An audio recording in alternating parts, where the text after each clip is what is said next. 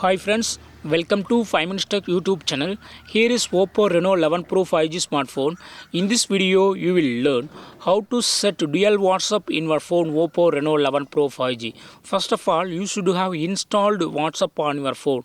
I don't have installed on my phone. So I go to Google Play Store and install WhatsApp first. So I just search WhatsApp and install WhatsApp app so that you can set up a dual WhatsApp.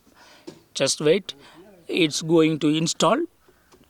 Download complete and installation is going on. Just wait. Yes, it has been installed. Now go to the home screen and go to settings of your phone here, then go to apps and here select app cloner and here click on WhatsApp and click on create app clone so that another WhatsApp will be created on the home page, and click on rename app clone, and here by default it is written as WhatsApp clone. Okay, you can rename second WhatsApp as per your wish. Okay, here just I give WhatsApp 2. Okay, click on save. Finally I have renamed second WhatsApp to WhatsApp 2. Okay, and go to the home page and you can see here two WhatsApp icons, so you can sign in into two apps, that is two accounts of WhatsApp without signing out of each one.